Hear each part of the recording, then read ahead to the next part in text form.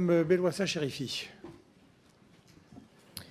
Merci Monsieur le Président, Madame la Ministre. Je vais rentrer dans le vif du sujet et j'imagine que vous savez ce sur quoi je vais vous interroger, les urgences de Lyon, qui est le deuxième CHU de France et qui est au bord de la rupture. Et malgré vos solutions qui sont en réalité des pansements sur une fracture ouverte, les soignants, les patients continuent de souffrir dans le deuxième CHU de France. Le 7 avril dernier, j'ai pu interroger la ministre Camille Gaillard-Minier. Sa réponse, des éléments de langage vus et revus. Les services de l'ARS et de l'hôpital de Lyon sont en lien, travaillent à des solutions, sont mobilisés et pourtant toujours rien. Des arrangements ont été trouvés. Alors sans les personnels soignants apparemment, parce qu'ils ne sont pas au courant. Ou encore, il existe des mesures préventives saisonnières, alors même que le manque de lits et de personnel, c'est toute l'année, malheureusement en Macronie. Les réponses creuses et les arrangements insuffisants se cumulent, mais pendant ce temps, le personnel soignant est en souffrance et les patients ne peuvent plus se faire soigner. Le 17 janvier 2025, Léonore décède avant même de naître. Sa mère a passé une nuit aux urgences de Lyon, à la Croix-Rousse, ballottée dans des services saturés.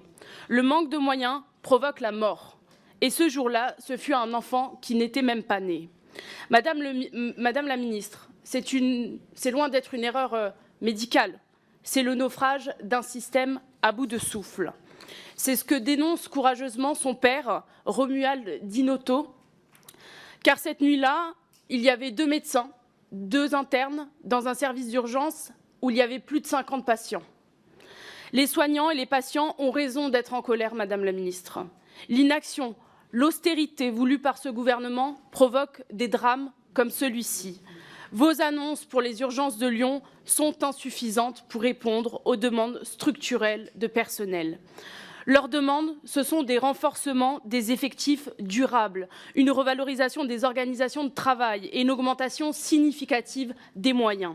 Rien de tout cela n'a été satisfait. Sans mesures concrètes, les urgences continueront à fonctionner en permanence au bord de la rupture et en services dégradés.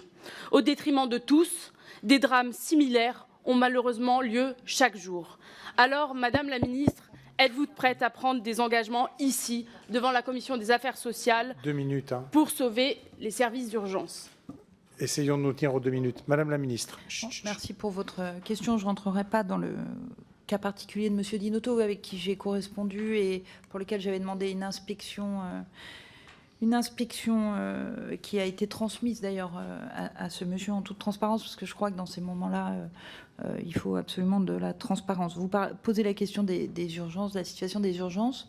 Je vous rejoins sur un fait, c'est que le délai d'attente aux urgences, si on le prend en moyenne nationale, il est stable, il n'est pas amélioré par rapport aux 10 dernières années. Ce qui est sûr, c'est que vous reliez tout au financement, et je ne suis pas sûre que tout soit relié au financement. Plus de